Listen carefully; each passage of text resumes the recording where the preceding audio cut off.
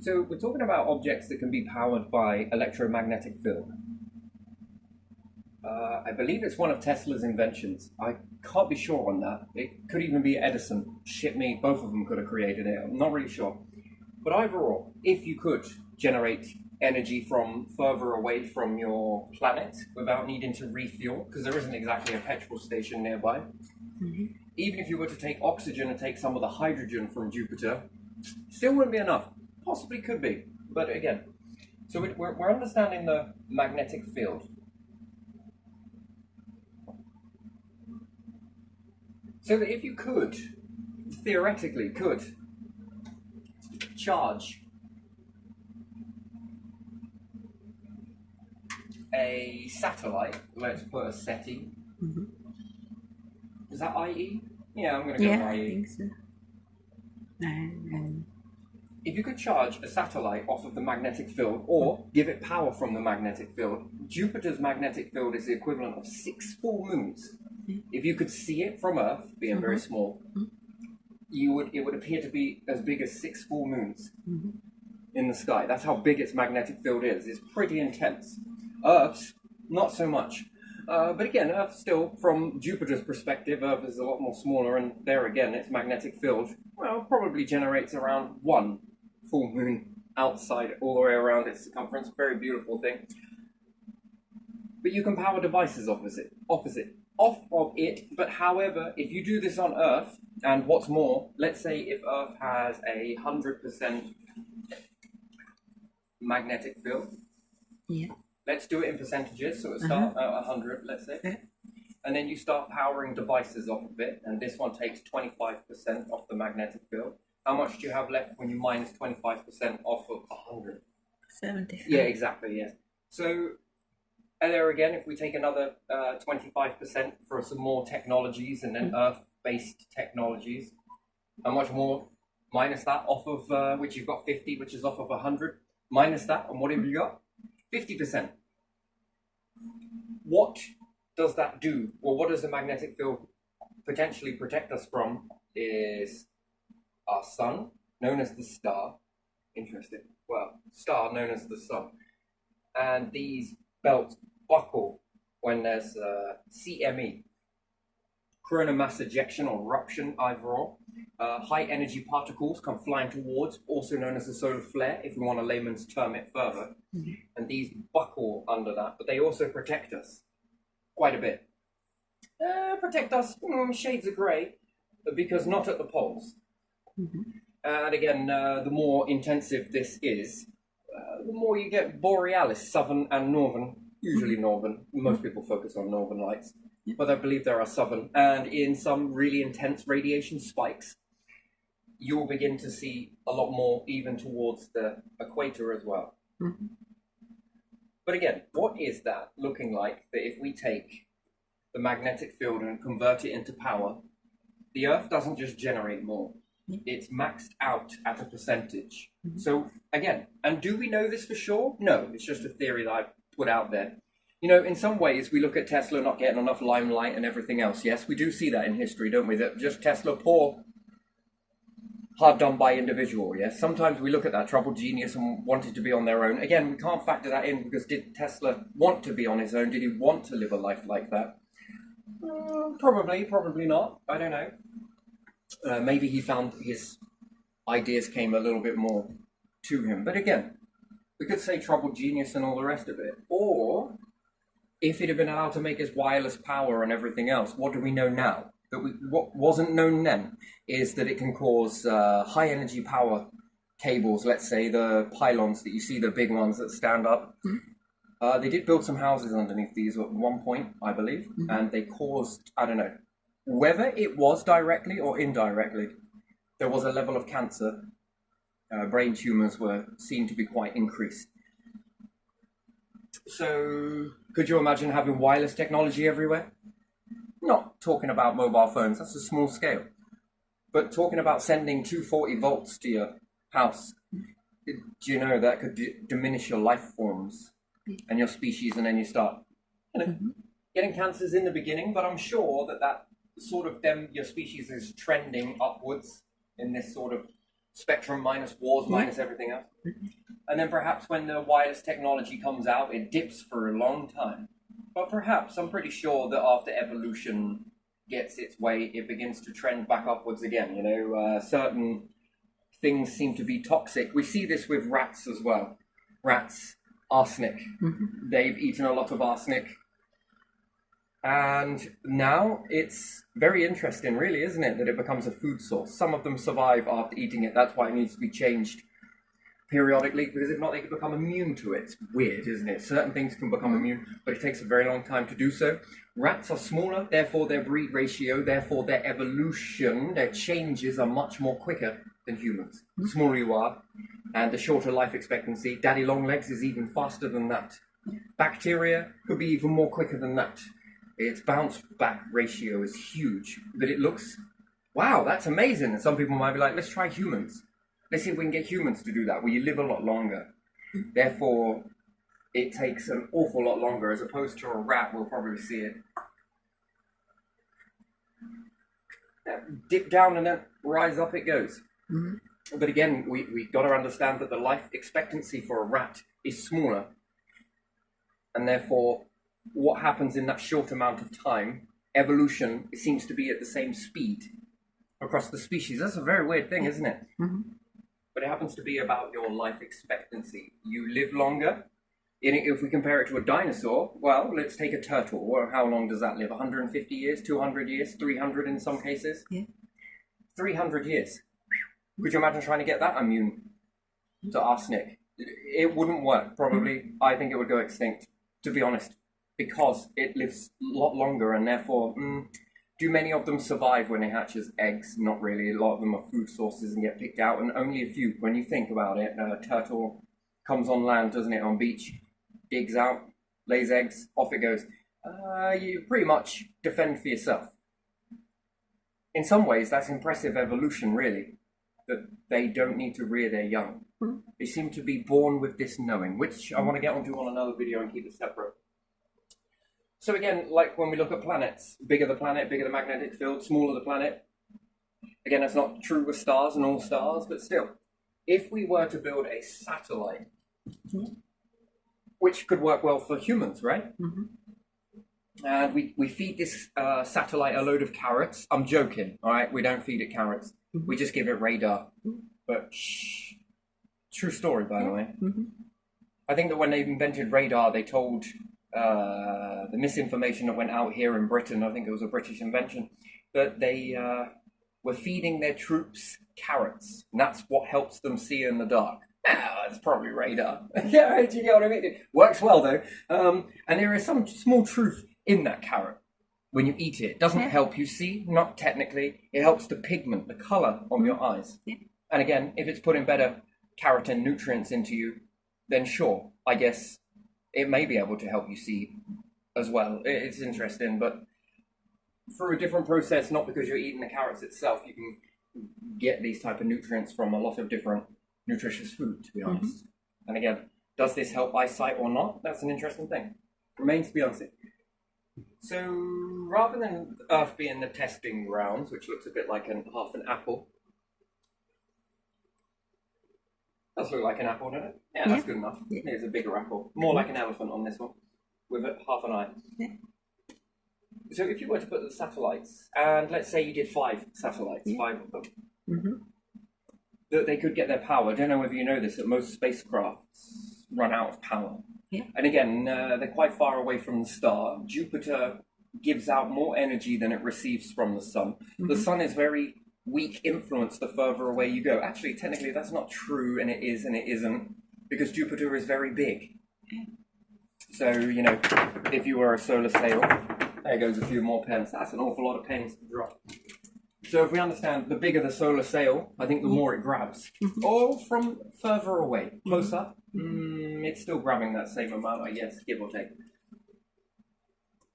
So Jupiter, although is very big, Earth very small. I mean, 3 Earths fit into this. Some say 6, some say 3. I mean, unless we've got any inflatable Earth sizes that we can put in there, we'll never really know. Because trying to judge size It's nigh on impossible to do, by the way. You just know damn that that's pretty big. So other than that, it's best guess. Unless you want to go and get your tape measures out. Good luck with that. Find a tape measure that could measure a planet. I mean, you'll be there a while, wouldn't you? Yeah. So if you were to build satellites that were able to get a constant supply of energy, so Voyager, I think it had quite a big array of solar panels in the beginning. Those stopped working when it reached a certain area, and now they have to turn on Voyager every now and again and then sort of keep it in sleep mode because their energy runs out. And I think some of them use a mixed fuel system on them, I think, in order to keep the energy going. Because, you know, the further out you get, either A, you shut down and stay in sleep mode until you rendezvous with the object that you want to see, and then you fire it up and utilize your power, and then eventually Voyager will run out of energy. Yeah. That's just the way it is. But if you could tap into the heliopause, the magnetic field of the star, that would be an interesting thing. And then you can leave it to be a sleeper agent. Little Voyager could be a sleeper agent. How does that work? Well, it goes out of Earth's heliopause and, let's say, magnetic field, and Jupiter's, and then it goes out of the heliopause of the star, which is the magnetic field, the influence of the sun, and then it shuts down. But if it comes into another star system, it powers up again, and then off comes the signal. How long it will take to get that signal to Earth at the speed of light, depending on the nearest stars, is 80 light years, so it would take around 80 years for that signal. Actually, it's probably a lot more than that, maybe about 160, 140, give or take, years for that signal to come back to Earth. Just to say, oh yeah, I made it. I woke back up, by the way. Look at what I've captured. It would take that long. It would be again, evolution then becomes slow. You don't live long enough. But to a tortoise, gee me, could show that it when it was a kid. If we're going to call it a kid. Well, fuck it, we're going with it. And then when it's adult, be like, look, we got this signal. Could you imagine living to the lifespan of a tortoise? The amount of information that you would know, and therefore it would alter your mindset. More information comes in. What was known? Question mark. What's beyond Earth? What's beyond our star? Question mark. But if you send something like a little sleeper probe, let's say, who knows? Yeah, terrible. But whatever. It is what it is.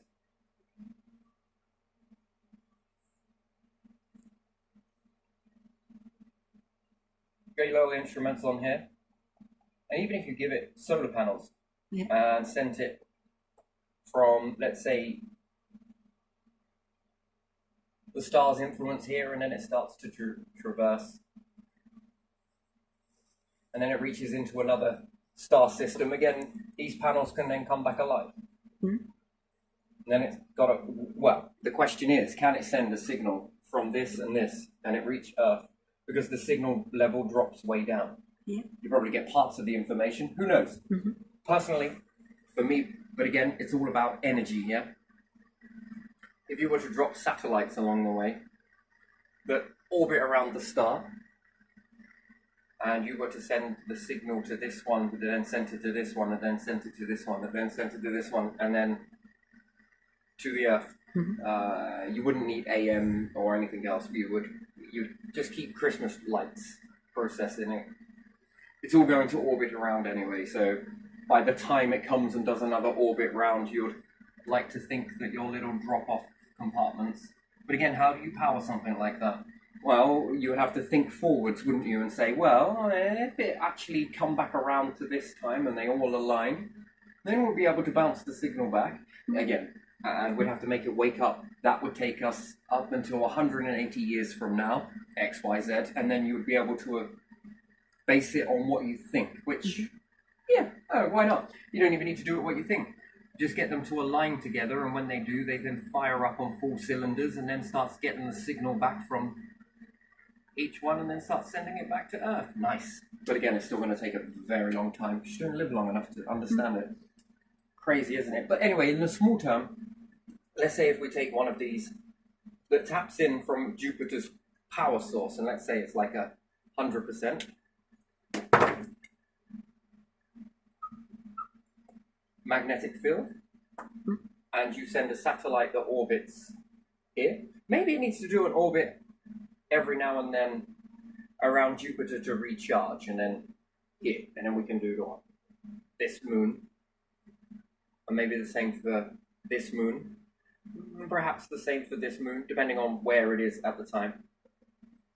And then perhaps on this moon. And then we have another satellite. So all told, we're going to need... I'm just going to draw them very simply. Now, why is this important to have satellites in this area that have a continuous power supply? Well, it's real-time data. Now, imagine if this is successful, because that's what would happen if you send something that was able to orbit around here. It gets its power from the mag. So we can call that mag power. Mm-hmm. So you can propel a spacecraft from Earth with enough propulsion to reach Jupiter. Did you know that's about it? Uh-huh. It was about as much as you can really... Now again, when things get going, yeah, they take a long time to slow down, but they are hitting a lot of stuff that we can't see. Why can't we see it? Because life forms have been... In order for you to have eyes, in order for you to see, you must be able to see through. Did you know? It's kind of really strange, isn't it? If we were to take a camera and we were to say, focus on the hydrogen molecule. Mm-hmm. Now focus on the oxygen molecules. Focus on the carbon molecules. Mm-hmm. Well, what would you do with that camera if it was focusing on hydrogen, carbon? There's also carbon monoxide. Oxygen. Oh, there's loads, but we'll just keep it simple. Let's just say that it would teach the camera to focus on the hydrogen. I'm going to do OX for ox, which is kind of funny because... Never mind. But,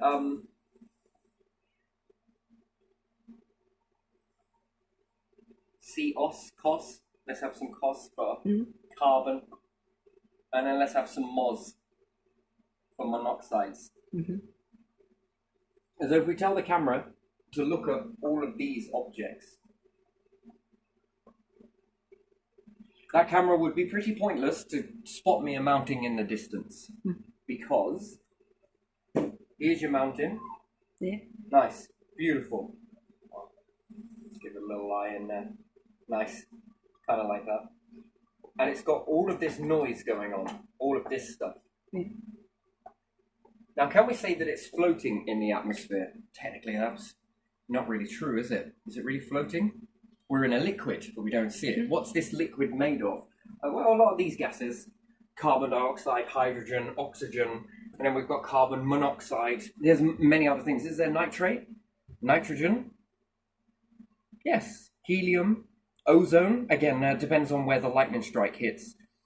Again, that's going to forge a few of the oxygen comes together and then makes ozone. That's going to whiz up. Yeah. And again, you don't need a lightning spark to create it. There's static discharges happening all around us. Mm-hmm.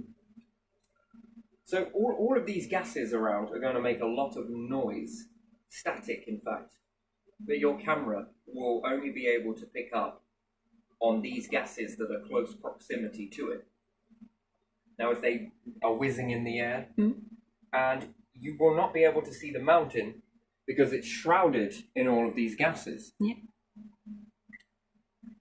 And that's defeats the object of then making the camera to see long distance. What would you have to tell the camera to do? Do not pay attention to this. Mm-hmm. Remove it. Do not pay attention to this gas here. Remove it. Do not pay attention to this. Remove it. Do not pay attention to this gas here. In fact, do not pay attention to any of the gases. Doesn't mean that they're not there. Doesn't mean that they're not obscuring what you can see. They are. Isn't this beautiful? It's almost like it doesn't exist. Mm-hmm. And then technically, are you able to see long distance? Mm-hmm. Because you've been told your brain works the same way. Yeah. And your brain is basically commander-in-chief. Mm-hmm. It tells the eyes, I don't want to see this.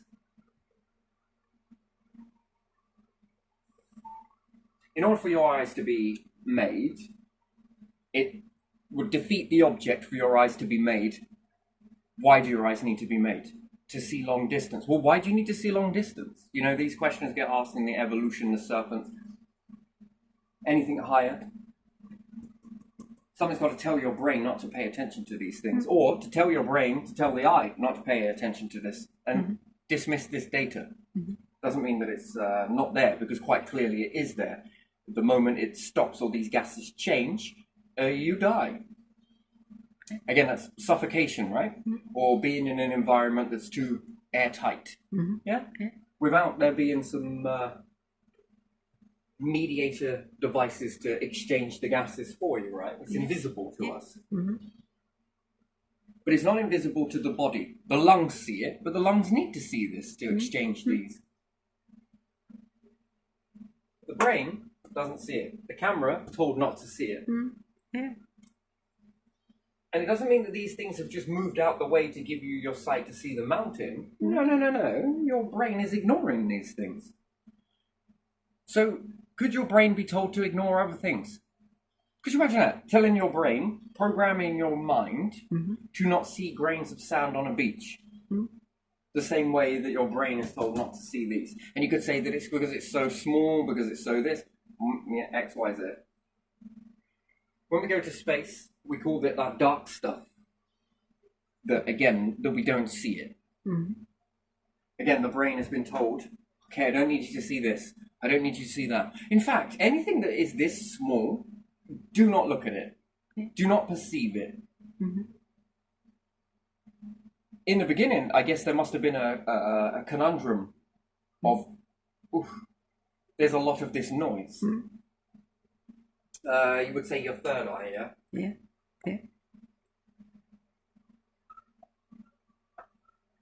And again, your ears. Your ears, they're fascinating things, they are.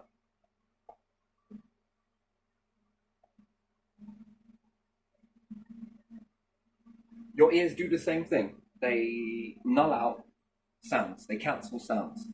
So when Google has made that noise cancellation, I don't know what it would be called, to be honest, program that's installed, and the microphone cancels out these noises, and then those noises fall down, and when you're talking, you can have a Hoover running in the background and no one would hear it, because it's cancelled out those sounds, which is incredible. And then it makes your voice clearer by default, because you've told it to focus on this one, but cancel out all of that. Now do that with a camera, where we start making object cancellation. Then can we teach a camera to see through an object? Or, better still, past the object? I mean, that's an interesting thing, isn't it? It's a weird thing to think about it. Or does it not know how to fill that in? So again, we would then say the computers are limited to what humans understand. But again, so we have a third eye. Third eye is great at imagination. What is this imagination? What is this third eye for? Well, if you didn't have eyes, these tools here, and you didn't have ears, which you wouldn't do in the beginning, these come secondary, you can get vibration, which is feeling. You feel vibration. Feelings, energy field.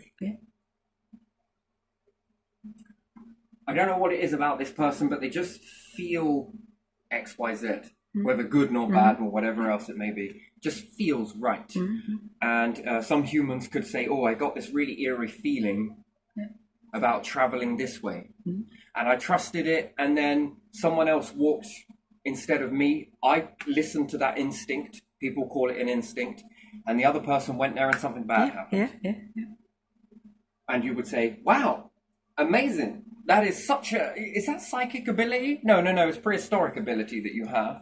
You were listening to vibration. Because that would have saved your life if you had no eyes. And there was a predator lurking. You would feel it. Something would be off about the vibration. You would tune into that vibration. What is that vibration? Is someone else giving out that vibration? Yes, pretty much. Finding a mate, vibration. We often take our eyes and our ears as the very best, and that they've always been here. They haven't. Again, it's still trying to work it out. You can tell by how poor eyesight is, how poor ears are. On some things, they're they're intense. So we take a cat, ears, very intense, and owl, incredible eyesight.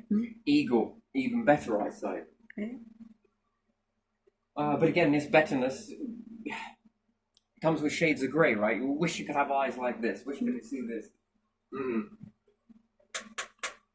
Again, that comes at a cost. If it's impressive, then what do you see? It's interesting, isn't it? Yeah. And then long distance. So yes, if humans' eyes were not developed this way, and what was the purpose of creating eyes?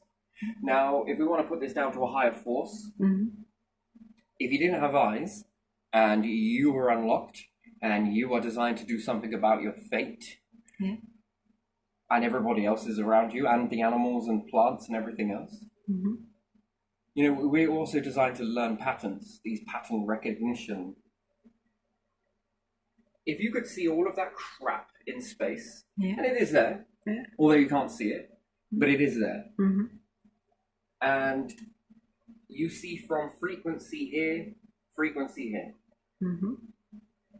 nothing beyond it, and nothing beyond it to start with, or finish, if we want to put it that way.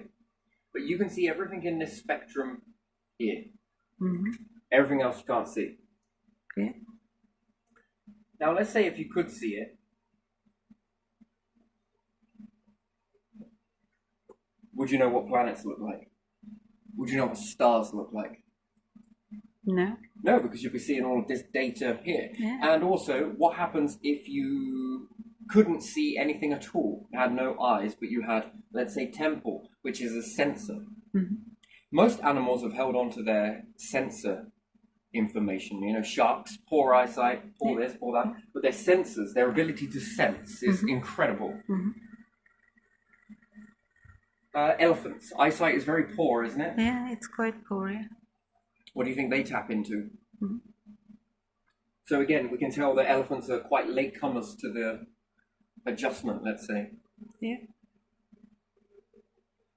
If you could see all of this noise, you wouldn't see a planet. And that would be okay for most life forms, sure. But what if you have a responsibility to do something about that fate, your fate? Would you be able to see meteorites? You see, sensing it only gets you. Everyone loves to have this sense. Oh, your sixth sense is amazing, or this, and that. No. Swings and roundabouts. Unfortunately, it's swings and roundabouts. If you could sense an incoming meteorite, would you be able to do anything about it just by sensing it alone? No. You need something else, right? You need to be able to see it. Then you're able to see it, sense it, see it, and then operate in order to prevent it. Now, whether that means grabbing the most hydrogen, which is it? The freezing gas. I always confuse these two. Nitrogen. Let's say if we send a massive nitrogen bomb towards the meteorite that's oncoming. Well, space is already free. 50 below zero, isn't it? Oh, I don't know that. Give or take. It's probably more. But anyway, let's say if we take some nitrogen to it, liquid, explode that over it, and then hit it with something and make it shatter into many little pieces. Again, further distance, this would be very good because it would then begin to separate. It wouldn't be very good, you know, because again, meteorites are strange things. Whether they hit you in little pieces. Interesting. Now, let us do this quickly. We'll do that. Meteorite all in one hit Earth, cause big devastation, right? It will vaporize a lot of things on contact. It brings radiation. Again, this is bad for life forms. It's actually pretty good, and it's also pretty bad. It's bad for the current life forms, but it will cause things to evolve because of that radiation. When things travel a certain speed, and when they collide, they create radiation. So technically, they create a momentary of fusion. And they'll vaporize a lot of things. They may throw some things up. This rains back down. But again, you would say it's just rock that will come back down. No. Because rock can vaporize, even when it falls back through, depending on its speed. And the planet will do really good work at trying to minimize the impact. So the only way to minimize the impact is to vaporize it while it falls through the atmosphere. So we could say that that is doomsday event, and depending if it hits the ocean, it's going to vaporize a lot of the ocean, don't get me wrong. Yeah. Let's say if it crashes into Mariana Trench, that's not good. What happens if it smacks down on a place in America, Hot Springs? What's it called? Yellowstone. Yellowstone, that's the one. I could see it, but I couldn't say it. That's not very good. And there's multiple Yellowstones, don't get me wrong. These are all around them. Yeah. Hits a weak piece of crust. What happens if it hits the ocean and temporarily vaporizes enough ocean water? The ocean doesn't rush back to fill that place, and there's a methane pit below it, and it burps a load of methane up. It's a lot of interesting stuff that can go down, right? So most people will say, let's blow it up. Yeah. Let's make it into loads of little pieces.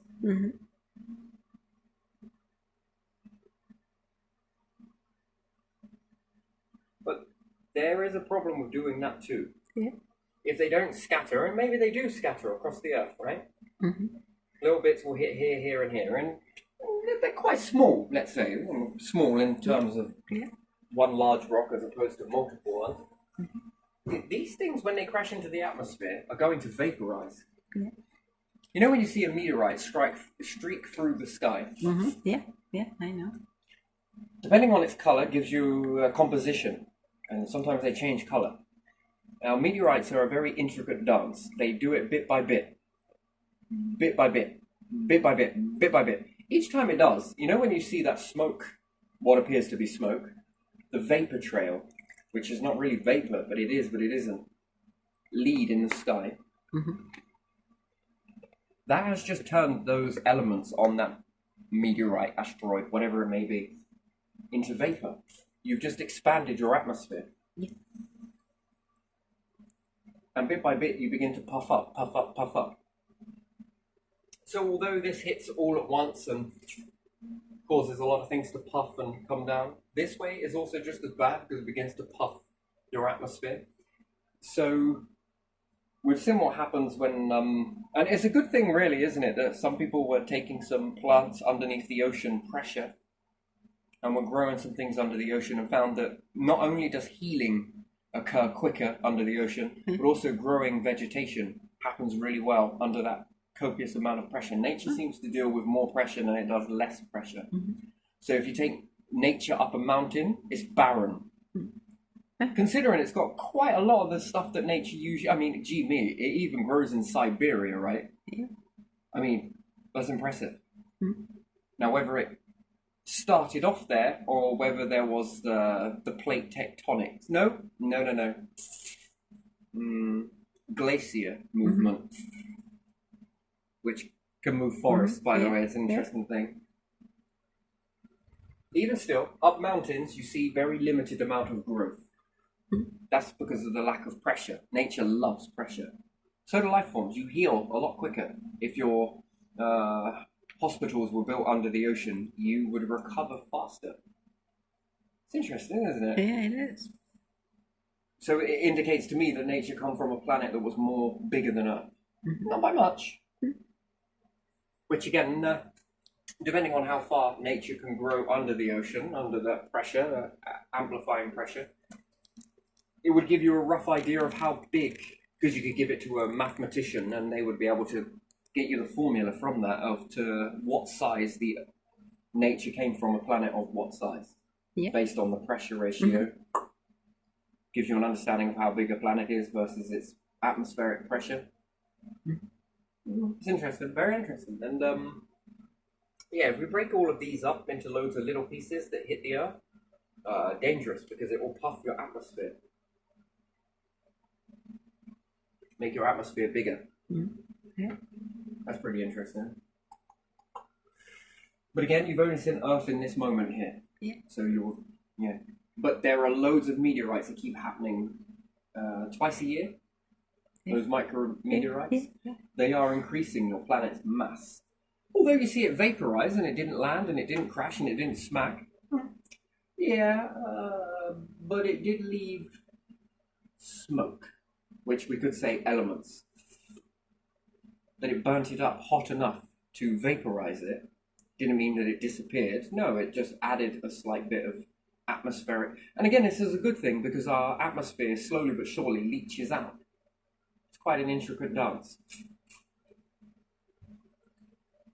I think a magnetic field helps to keep this safeguarded. So if we have particles that our atmosphere begins to leach out, yes? Mm-hmm. But as it leaches out, if you get trapped in one of those magnetic bands, depending on which way is the strongest pull, it will bring it back onto the planet. Yeah. So we see that when the sun burps a load of ingredients, it also happens here. Yeah. We then get an intensity of northern lights, and sometimes these northern lights can go, across the equator as well. Yes, on Earth. Yeah. There's some. Britain saw northern lights. Mm-hmm. Yeah. For the first time in 150 years, Egypt saw northern lights. Right, it's interesting. They will become north-southy lights. So, and again, this can be quite dangerous for planets because if a lot of that energy from the star wasn't pushed away, can you think about how much it's giving you something? Mm-hmm. And depending on the color, which is where Tesla got his understanding of how to fill tubes, or was it Edison? Either or, it doesn't matter. Yeah. Someone got the understanding that if you fill up a fluorescent tube with different gases, argon and different things like that, you get a beautiful red. You get different colors. Yeah. So you've noticed those neon signs, which is green, isn't it? Depends on what gas you filled it into the tube. And again, depending on the color of the northern lights, those are different elements that the planet is grabbing and is pulling in. And it's reacting with the atmosphere, burning up as well, and it creates that streak. Could you imagine if that was allowed to enter the planet everywhere? With an atmosphere, you'd begin to swell up your atmosphere and puff it up. So Jupiter is also, in its own magnetism, is kind of preventing it from... Have you ever heard that the poles, the North and South Pole, are rich in resources? No. You didn't know that the poles, North and South, are rich in resources? I know that. I know Where about do you most north, see the northern lights? North. Yes, so... Yeah. And it's kind of strange that some of these spits of the star bring a lot of oxygen. When it burps, and some of these reactions that you see, that's oxygen. This one's this one's iron, this one's argon, this one's this. Yeah. And it concentrates them down to the poles. Well, if the poles never sit still, and if we have a fluctuation of north and south over time, which we know they flip, do they go sideways? Again, Uranus would be very interesting. It's probably not good to have your south pole pointing towards the star, so that when there's a magnetic storm from the star, and it sends out a large amount of solar flares, I think these are going to be like a bullseye to Uranus. Because its south pole, I think, is aimed towards the star. Uranus is tipped over on its back. So yes, if it's tipped over on its back, north pushes this way, south pushes towards the star. And everything orbits this way around. So again, it's probably a good thing, because that could be saving Earth and everything else, because it's going to be more likely to travel this way. So not only is Jupiter a big brother, but Uranus is amply named because its south pole is... So this should really have intense northern lights, to be honest, southern lights actually. And there should be an abundance of nutrients, resources on Uranus. Shame about its pressure, but it is made of ice. Well, it's not, it's frozen. So to smack a load of asteroids at that towards the southern point, to hit it, to cause these particles to fly up into space and then capture them, would be a great resource mining program, to be honest, because it's spat a lot of stuff, and it's bigger, so it gobbles up more. But again, you don't want your atmosphere to puff up too quickly. You because it becomes problematic. The star is thinking, what happens if I feed you too much? I've got to release something. And again, is it a solar flare that's causing the sun based on a magnetic belt that's buckled? Or did the star from behind get smacked by a meteorite that we couldn't see? And smack it and... you've seen what happens when a meteorite hits the star? Side on? Yeah. And then how much it releases? Well, again, we don't cover the whole of the star. And again, when we get closer to it, it's very big. So we have a lot of blind spots. And unless the object is bright to be able to see around the star. So some of these specks on the moon, because we're ready for an eclipse, aren't we? Ellipse, eclipse. Eclipse. Either or. Yeah. So the moon is about to come across the star, yes? Yeah. I think this is more centralized for Europe, isn't it? Yeah. Not only can we see light spots on it, but can we also see dark spots? That's the question that I like to ask, because you can see the stars beyond it.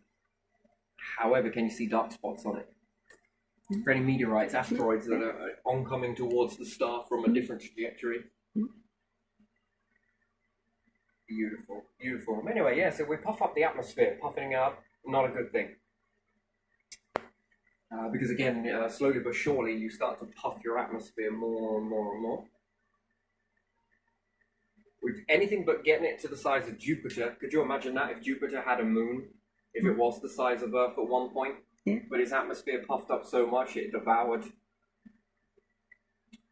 And then if it's got 63, we only understand, actually I think it's more like 86, it's probably more than that, it's more like 108 nowadays. The scientists keep counting them, but they're also called shepherds, so they're smaller than a moon. Yeah. But around 86, how many did it have to start with? I mean, did the atmosphere puff up and absorb a load of moons? If it puffs up any more, got to eat the rest. But again, let's say we took a satellite and it was able to charge off of the magnetic field. Well, how many could you have orbiting Callisto, Ganymede, Io, Europa? And again, the more information you've got data coming back, the more you're able to understand that that's a place that we need to then send. Because, some people are about harvesting data from these objects. Their role was to harvest the data. They publish it, and then the next people can look at that and be like, and they go away. And then they try and build something that can land there and then begin to excavate, take up most of that stuff. That's their job done.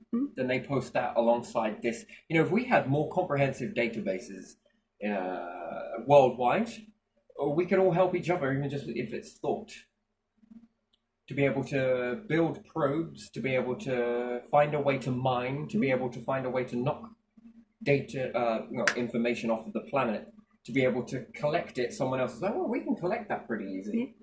And then another team then says, okay, but if you were to collect it doing this process, which we like, and we like this one and this one and this one because it changed, we'll be able to grab that. And then another one, once they've grabbed it and been able to sort it together, someone else comes up to it and they're like, yeah, we'd be able to bring that back based off this fuel source. And then before you know it, you've got minerals from the moons of Jupiter, perhaps maybe not coming back to the Earth to land it on the Earth, maybe in some circumstances.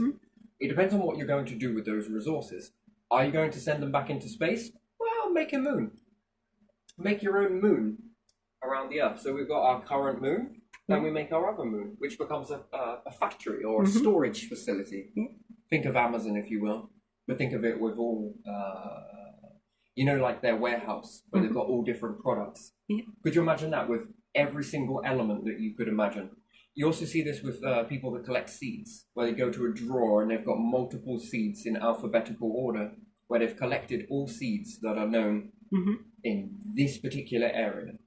Now, could you imagine an object like that that orbits around the Earth with every known element that has been gathered from the moons? Let's say Uranus, you found a way to knock into that and burst off a load of mineral content from there. Collect it. You got to find a way to store it. If it's a gas or liquid and it gets too close to the star, it's going to create a comet tail. Yeah. Which, again, that, if it was just left like that, is a waste of, once more.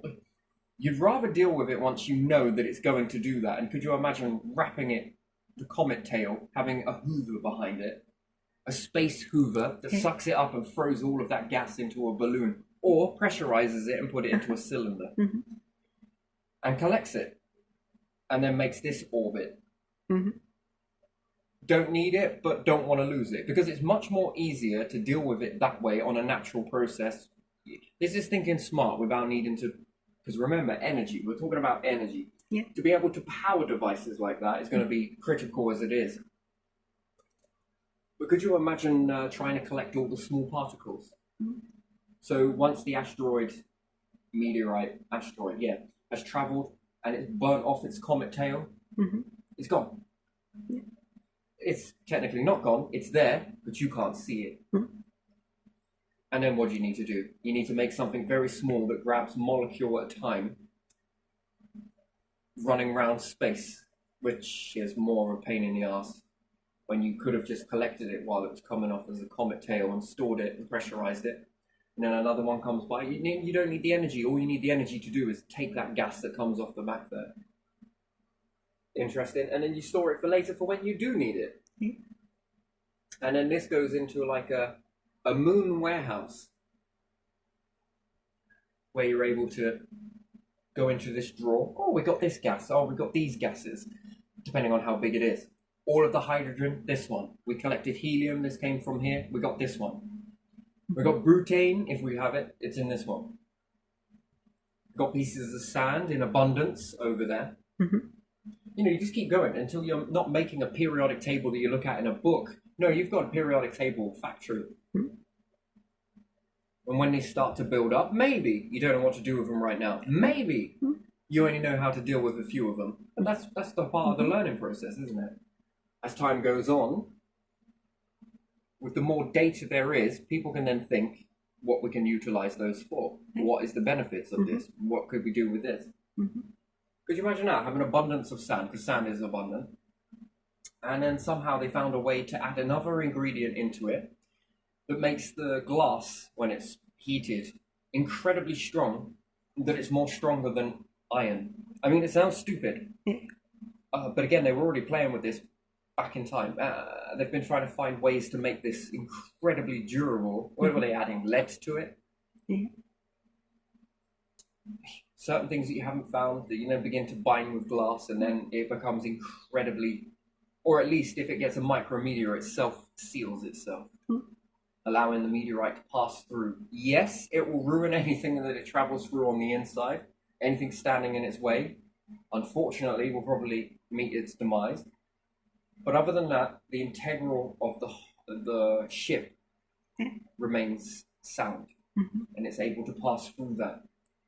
Sort of spills the drink, but doesn't break the glass. It sort of may kill life forms in that, but again, you would then begin to be able to monitor this stuff. The smaller it is, the more unlikely it can be. But NASA are doing it all right. They are able to move out the way of certain things. That technology grows the more you have a need for it. One nation alone trying to deal with this, it's impressive. But I think if there are more minds trying to deal with it, there's more people thinking it up. And therefore, there can be this process that you knew, which was good, but then combine it with this process from over here that they figured out. I mean, you then got ×2 that when combined, it makes a third, which makes it even more easier to deal with these things. ×3, ×4, and then it becomes common knowledge that our ancestors, we being the ancestors, look at NASA as the ancestors. Do you remember that time when back in history when they used to struggle to deal with micrometeorites? NASA were trying really hard. Oh yeah, how come they couldn't see this, this, and this? Look at that, it was so easy, isn't it? We just do this, this, this, this, this, and look at that. No micrometeorites come a thing of the past.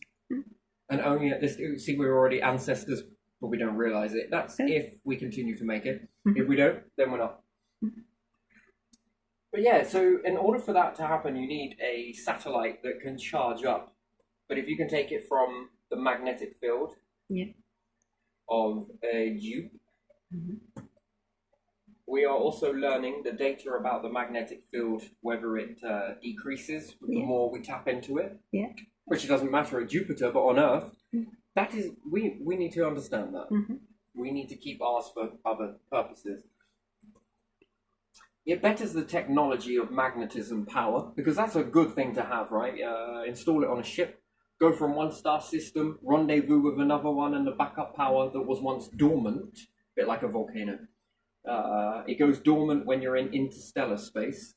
You might need to use certain fuel resources that you gathered from your solar system to make the gap from one to the other. Mm-hmm. Then you rendezvous with another star system, and off of its magnetism, the Mm-hmm. ship then begins to run on the power, and then you save the precious dregs for getting from point A to point B, from one heliopause to another. Mm-hmm. The interstellar space is the part in the middle, by the Yeah, way. yeah. Now, whether that is colder, which Mm-hmm. you think it is, I think it's much more colder. I think the sun's influence is quite... Yes, it does leave quite far, right? Don't get me wrong, but I think that the time you've got to a certain area, it's not so focused, it's not so concentrated as it is in here. Mm-hmm. And you'll have to wait until you reach this one here, depending on where you're going. And for the time from here to here, you're going to be relying on a fuel source to get you there. Mm-hmm. And that's when it becomes precious. All of this stuff here becomes precious. Yeah. Or what you can gather before you get from one to another. Mm-hmm. Making the journey from there to there is still more... It's not really truly interstellar space from this gap here to here. No. The true interstellar space comes from going from here to here, from galaxy to galaxy. Okay. Mm-hmm. And once again, you're going to need a X amount of fuel if you haven't mastered black holes. Mm-hmm. Because remember, evolution is all about how long you live for. Yeah. And it gets to work, and Mm-hmm. the changes happen. And again, if Einstein lived from here to here, only was able to achieve this much, then died. Yeah. Could you imagine if he had lived for double that time? Yeah. So again, we have a question mark on what his potential was, because it's unknown.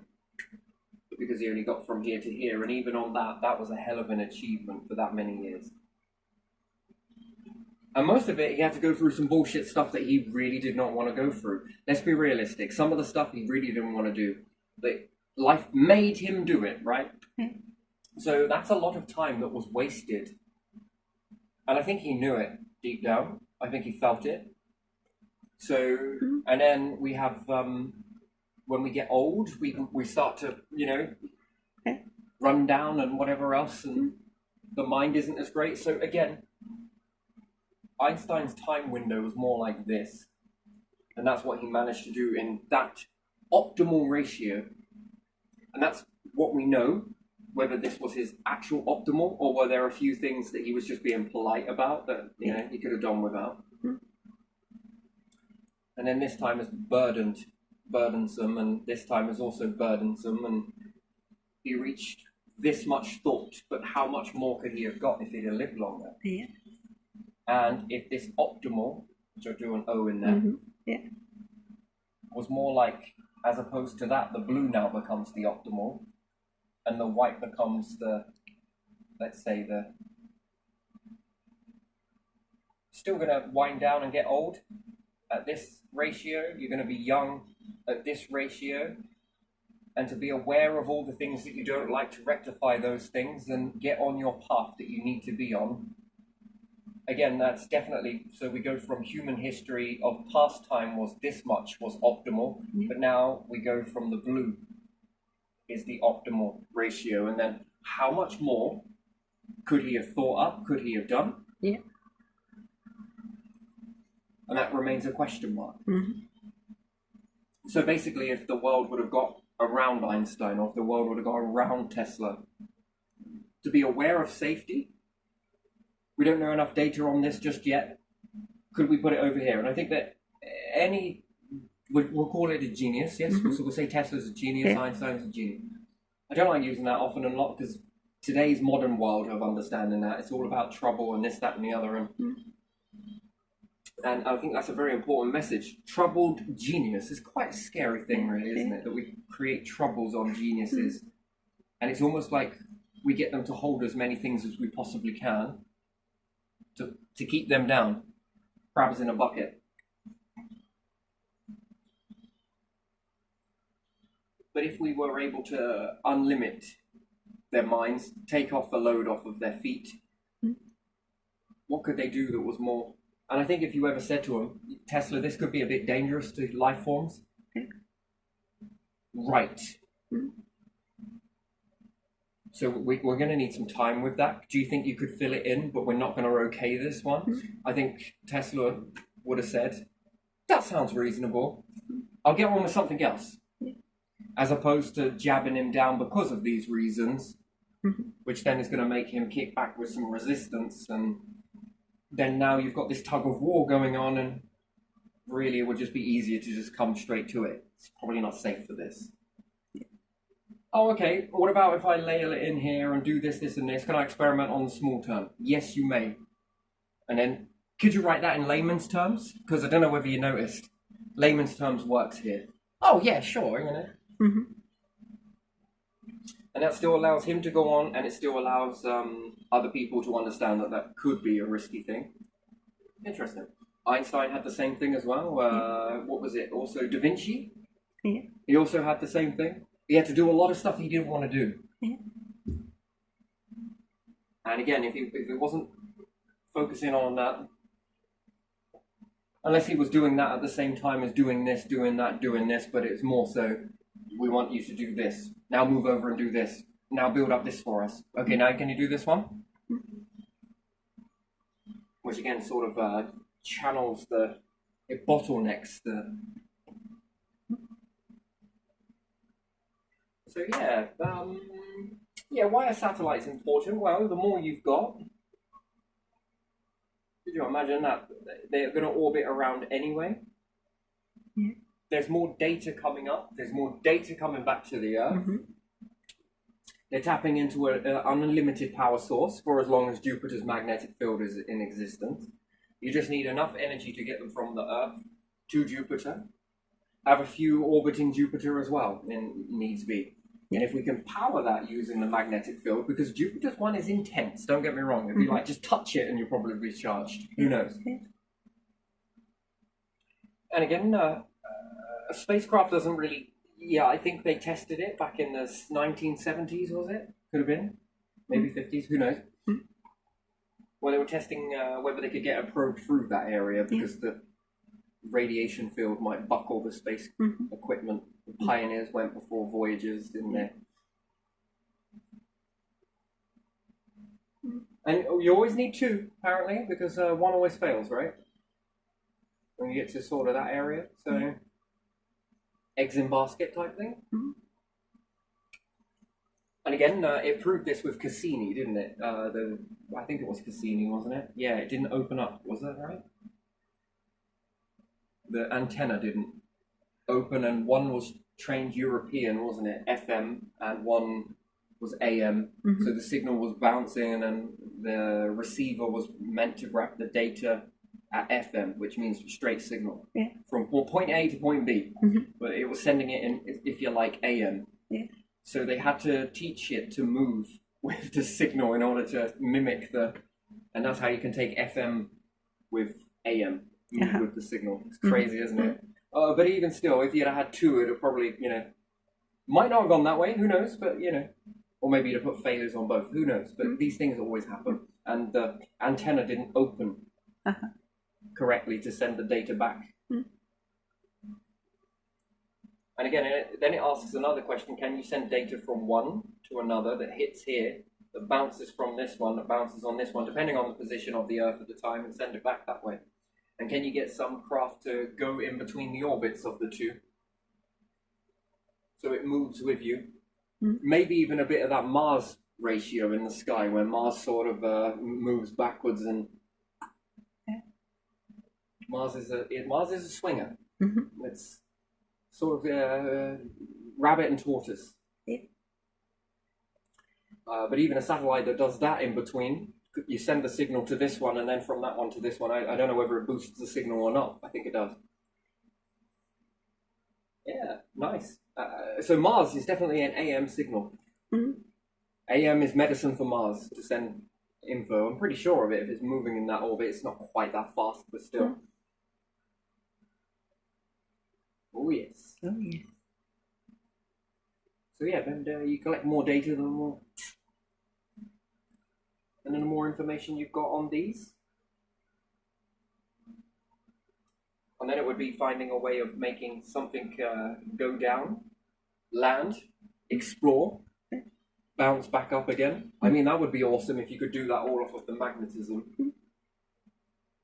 Seems likely impossible at the moment, but it's possible, I suppose, because I think that Europa has a small magnetic field, or were they saying that that might have been Jupiter's? That would be an interesting thing. Or nuclear power. I like nuclear power, and this is small, mighty, but can it get the job done? Probably, if it's insulated. Mm-hmm. And you could have all sorts running around Europa, couldn't you? Io as well. Radiation intensity, and I think it's volcanicity, isn't it, in Io? Because geological activity is more than Earth's, and it's on a moon. Which can teach you a lot of stuff, and there again, it can show you an awful lot of what's inside it. Because it's constantly...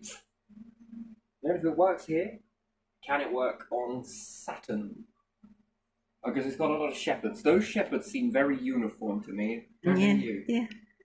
You see, I often look at those as moons, and because they're called shepherds, yeah? Yeah. Could they be spacecraft? They are the You see, I use the same way to collect from the rings. I'd use the same process. I would obliterate the moons. Yeah. I know that Jupiter isn't going to gobble that if I hit it in the right way. Mm-hmm. I know Jupiter won't gobble it, and it will create a ring system around. Yeah. And what I would then begin to do is I would then begin to make my own little spacecrafts out of called shepherds that are there to grab the particles from the moon collision that's now held in orbit by Jupiter's gravitational influence. Again, I believe this happened on Mars.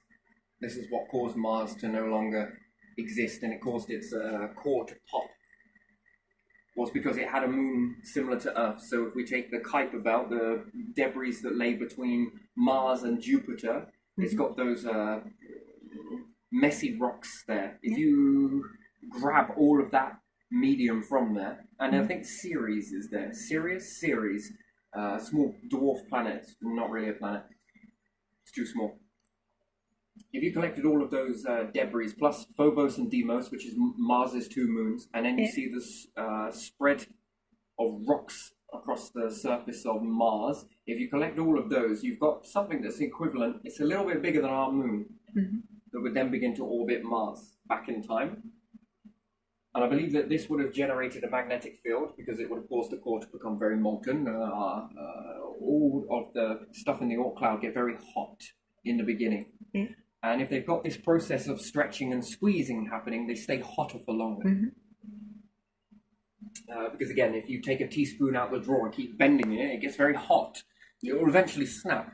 But if you could take that whole teaspoon and bend every single part of it and crush it and bend it and crush it, the thing would, depending on what it's made of, if it's made of steel and certain other things, iron and many different things, it begins to generate a magnetic field on how hot it gets.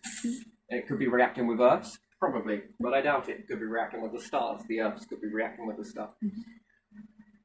And again, it gets very hot, and this heat, either A, is byproduct of it stealing it from the star. Earth is stealing it from the star, and it's utilized through this from the heat. The magnetic field is generated, and this holds on to atmosphere. So when bits of atmosphere begin to leach out into space and they get caught in the belts, they're whipped in towards the north and south. And then you never know that in a solar storm, it could be smacking the particles on the Earth, stripping the atmosphere of its gases, and these are being whipped up and crashed into the Earth. There's two ways to look at that under the buckling. Yeah. So yes, some gases are leaving Earth, but there would be a lot more if there wasn't a magnetic field, and Jupiter would lose its gases too. Uh-huh. And it still allows the debris in from the star. It still allows the gases that when it loses it to come in. So it works as a double process, yeah? Holds on to what it's got. And Mars would have had this in the beginning. Which I think Mars's placement would have been this side and Earth would have been closer to Jupiter because Earth's twin is Jupiter. Weather, extreme weather patterns and all of that lovely jazz. Plus with Europa, it's very similar to Earth. All of these things, Io, Europa, Ganymede and Callisto remind me of Earth. Very much so. So I wonder if we were to ever look in the future to dig up the composition from all of these planets, it would be more eerily similar to Earth than Mars. Mars looks like it's a cross between part Earth, part Venus, part Mercury, part this, part Earth, part Mars. I don't know, it's weird, isn't it? Sorry, I meant Mars, then Earth. Seems to be a hybrid of the two of the things. Anyway, so Mars had a moon. Bigger than Earth's. Orbiting around, nice, stretching, squeezing on its core. And then a meteorite, or you could say ET, label it whatever you want. Okay, so it's possible it could be ET. Yeah, no ifs or buts or maybes. It could have been a meteorite, more likely. If there was one big enough to tip Uranus on its back. But again, if I was a life form that was out in space, I would tip planets on their arse to find out what would happen. Does it give more elements? And then I might destroy one moon system around the planet, be a Mars, and I might blow some up, make that Saturn. Because I would still be experimenting and cooking elements, right? While this one's cooking here, I'm collecting the debris from this one here. I figured out what happened with an Earth-like planet being Mars, that when you smack the moon, not only does it send the debris, which you can also collect up, between Jupiter and Mars, it also caused the inner core to pop. Olympus Mons. One of the biggest volcanoes in the solar system belongs to Mars. Interesting. That we know of so far. We've never actually seen Jupiter and we've never seen Saturn. And also Uranus, because the cloud deck is too thick. You need radar for that. And probably an intense amount of radar. So yeah, if I was a celestial being, interdimensional, I would experiment with solar systems. I would tip a few, and I'm pretty sure that we can all agree on that, right? If we were to get up on the world stage or whatever it is and say, right, we're planning on tipping over a planet. What for? Well, we figured out that we got this, and this, that there might be a chance that we can make more. We just don't know how all of this stuff is cooking up. But we wonder, they all seem to be this direction, right? We see your point. We're wondering if we can tip it on its back. Whether it will start bringing in more of these particles. And we might throw a few meteorites towards the star just to aggravate it so that it spits out a load of stuff and we'll see where it's hitting. Well, from your perspective, it's hard to see it, but from a further perspective, it's easier to see it. It would smack a few moons around Saturn, but leave the ones at Jupiter. Still cooking those up. Maybe there's a cooking motion in the pot already happening. Mars lost its moon, and by doing so, that caused an instability which would have created a Mars quake that would have been like shaking an egg before cracking it until it turned into scramble, if you like. It would have caused a massive displacement of the core, because remember, it's being pulled one way, and then as it's being orbited by this object, it's pulling the mass of the crust and everything else, and it's really pulling it out. Bulging. So's the star, and so are the other planets around it, partly Jupiter, but yeah, lovely. Let's just assume that it was near Jupiter. And then all of a sudden, it loses this big object by a meteorite, all of a sudden. You don't think that whilst it's lifting that crust, and then all of a sudden the mass that's pulling that, which would be the moon, then explodes, and it's going to let go of the crust just like that, way too quickly. Yeah. It's never happened before. Mm-hmm. It's sort of gone wax and wane whilst it's gone closer and further away, not in a perfect circle around Mars. But every single time it does, the planet of Mars would have been stretched quite a bit. Mm-hmm. Then all of a sudden, disappeared. Yeah. It's going to slingshot that, it's going to let go, and then it's going to overthrow into the planet itself, into its crust. It can't melt that quick enough than being pushed against it. And it's going to find a weakness, and Olympus Mons, here it comes. Most of the core would then burst out. Mm-hmm. That would cause quite the disturbance, I think. Yeah. And it could have sent Mars on its little journey. But anyway, still,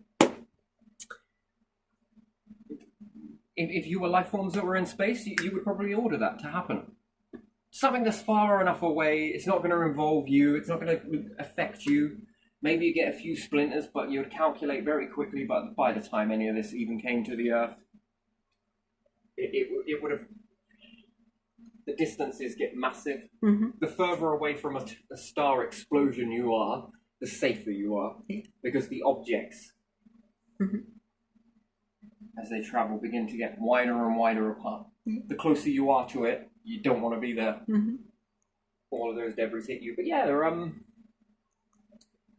very interesting. And then Saturn, you probably go there and destroy a few of the moons, because now you know how to do it. Crushing those down, and then you send your little shepherds. As opposed to the shepherds being moons, let's switch it as what humans would do. Well, we'd make spacecraft that go and hoover up all of this stuff.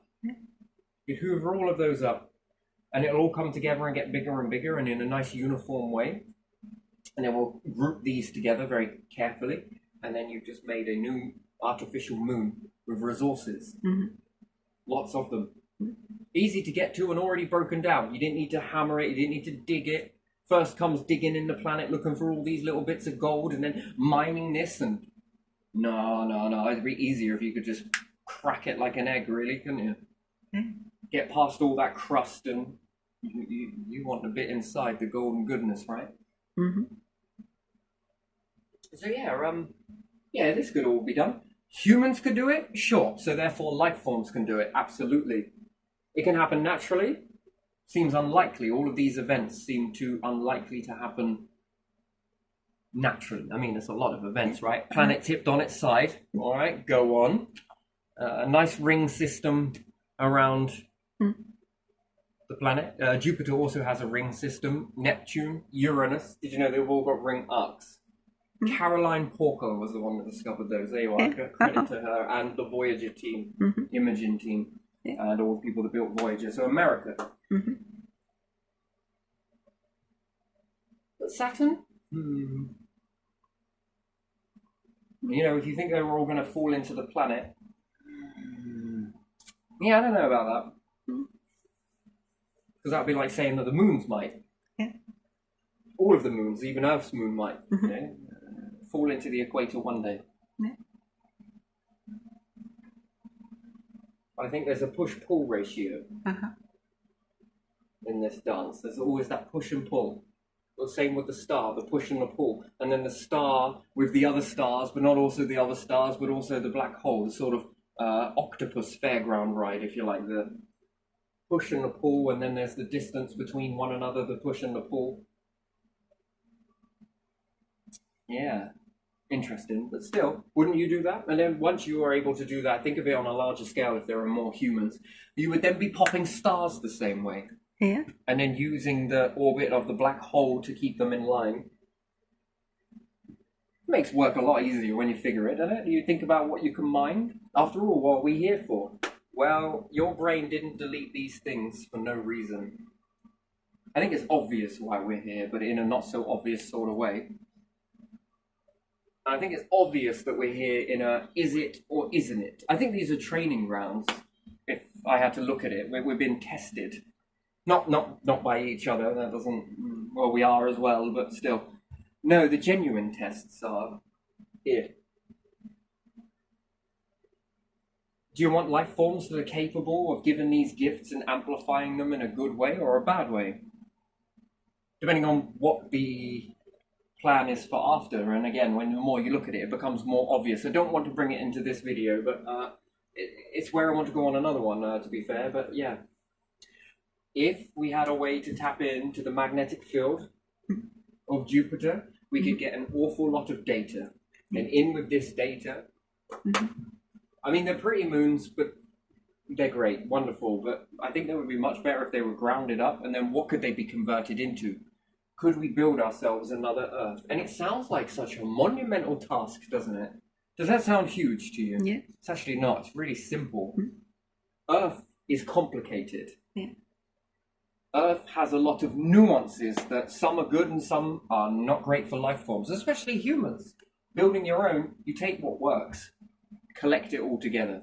In the beginning, they make individual spacecrafts together and, you know, the weird and wonderful stuff. And then they'll figure out very later on that those don't work very well.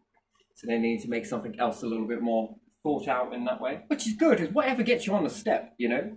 It's great. Have fun with it, you know. You might as well. But then you make your own Earth from all of this debris and shields and holding the resources to get from one to the other, the jump from one to the other. And the more you learn, the more you gather, the more you collect, the more further, the more opportunities that you have, the longer you live. It becomes quite a great thing. Yeah, and then being able to fuse and defuse is a great thing too. Defusing is just as important. It takes a long time in the beginning, and it takes a long time to fuse, you know. The ingredients are eerily the same, but in reverse. Black holes and also stars. It's exactly the same, but reverse it.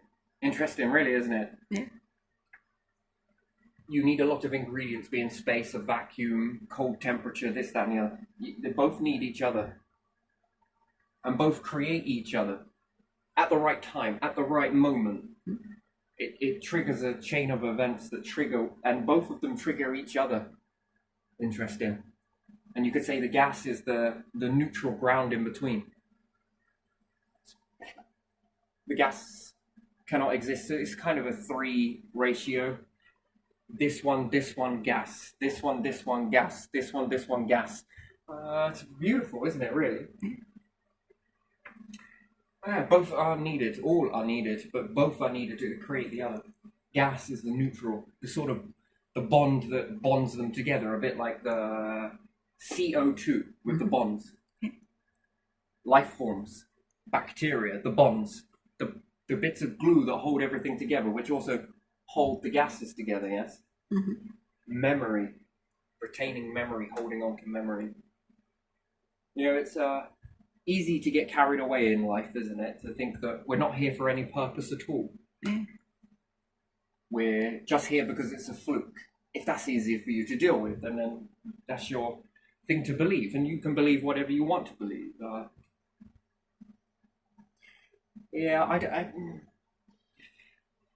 It seems to be looking for something, and when we look at the extinctions that have happened on the planet, it definitely isn't after that. Do you understand what I'm saying with that? Yeah. It seems to want to... It had to take that in order to get to this next stage, yes? Yeah. But it doesn't want that. Because if it wanted that, it would have settled with that in the oceans with that, and it would have stayed at that. But clearly, that's not it. It needed this, then it needed that, then it needs this, and it doesn't need it. It's guiding towards, and once it's got its foot in the door, it's good. If this doesn't work, it doesn't need this. It will create from that a new this to see whether it needs this. Oh, this one seems to be working. These seem to be working. This is a keeper. As opposed to, nah, fuck it, break it down, let's rebuild again and see if we can get this right until we get the perfect thing that it seems to be after. And then I wonder whether that's about choice, partly, and also not a choice. It seems to, it's going to rebuild the structures anyway, yes? Yeah. And we can sit there and be capable of all of those things, but not make that conscious choice to do these types of things. Which again, it will rebuild again and again and again and again. And then it makes me wonder that would it collect the dinosaurs and create an eternal existence for these? No, no, no. You might as well keep the archives, the ghost files. That's how we got to this stage, but these didn't work. Then the next stage, these didn't work, but that's how we got to this next stage. Okay, no, we don't need that. Okay, we got to this stage, these worked. Okay, so we need this, and this, and do we get this outcome every time? Now what happens if we apply that to another life form, to other life forms, run them the same way? Does it again become a process? And then again, if we change it again, and then how many variables are there? Well, there's this process that seems to be taking off. Well, what about that person's process over there? Can we try that here? Can we mix it in with a bit of this one, and this one, and this one? What happens if we combine all of the life forms? What happens if do we need to combine the life forms? Can we get all of the life forms in one room together? Do they work together? Can we combine them physically together through this process that you see here, the outer, the inner? And then if we keep these ones that work together, life forms, versus the ones that have been forged together, and then we bring these ones together, do they also work together to then begin to benefit one another? And then same dip in that process, there are more cooking up over in this one and that one and this one and this way to do it and that way to do it. There are many different variations, and by the time these ones are cooking, gee me, we just thought of 17,000 more, just crazy number. We just pluck it out there. Can't wait to get these ones tried. So cherry picking, yes? The way to achieve it. In the cycles, and is it a conscious choice, and is it a choice that's not conscious, and it's one that's not being made for us but through us, as opposed to that? And then what does that lead, what does that look like it's looking for, and why would it be looking for that? Learning you whilst learning it. It learns you and you teach it the more you evolve. Of how to or how not to. Anyway, I'm going to leave it there because I am busting. I really got to go. But having satellites that run on their own energy, whether nuclear or anything else, gives you future. Doesn't give you, it gives the future tools to do something about, to build something with. And again, these minerals get going, and elements, and we're going to look for life. By and large, I don't think we really care about life. Let's be real. Do we really care about life? Do we care about life on our own planet? No. Do we care about one another as life forms? No. Is it really about looking for life? No. Well, maybe it is for this group of individuals, but I think it's about looking for elements, looking for abundance, looking for a way to bring this mass amount. Monopoly. It's looking for monopoly. It's not looking for, what does people really care about life? And why would they then, hold that higher regard to the life here? Primitive life, and then we'll be all celebrating about that life we found? Primitive or advanced or amino acids, whatever, the building blocks and everything else. Fascinating that we would then probably hold this higher regard, and this gets the status, and then the life on the planet just gets because it's kind of weird to me. This is a fascinating subject. I'm kind of two-faced as it is. Now I'm four-faced, maybe six, and it's an interesting thing. So now I think it's more importantly that we look at elements to be able to build a socialistic structure into it. Again, if we could transform this moon by destroying it, collecting it, and then we can make a habitat, a biome, that's half the size of the Earth, where nature can grow into that, with some gases that we collect from somewhere, right? Whether it's separating the water from Europa, let's say, separating this and removing the hydrogen, and maybe it's hydrocarbon. We take the carbons anyway, and we give this to the plants, and a little bit of oxygen. Can we exchange these gases? There's carbon dioxide on Mars, isn't there? Can we exchange these gases, convert these into oxygen? And then if we make something half the size of the Earth with nature in it, but not any nature that's worthy food source that humans find useful, Mhm. You've then expanded your platform. You could then exist in that. You can then collect food from that. You're now exchanging extra gases that didn't necessarily come from the Earth, but came from the areas around. And that would be an interesting thing, wouldn't it? That would be quite interesting. And then how many life forms could you fit in half the Earth? And that's just one. And then you'd think, right, we've done it once. Second version better be better. Yeah. Bit like the mobile phone. Starts off very shit, big aerial. And then it goes no aerial, and now it's everything in one, right? Yeah. Mm-hmm. Better at each time. And the same would happen with these habitats. And before you know it, you've got so many of them. How much guarantee is that? The Earth only gives you a guarantee to a certain point that when it meets its extinction, which then means mass extinction, or the star meets its extinction, you've only got that much time. From here to here. Yeah. When you start to do these things and transform those and begin to play God, you get this much. Where does it end? Well, question mark, because to be continued. Yeah, it's an interesting process, isn't it? Oh, yes. Very interesting. But yeah, there you are. I'm going to leave that there. So, yeah, leaving it there. Okay.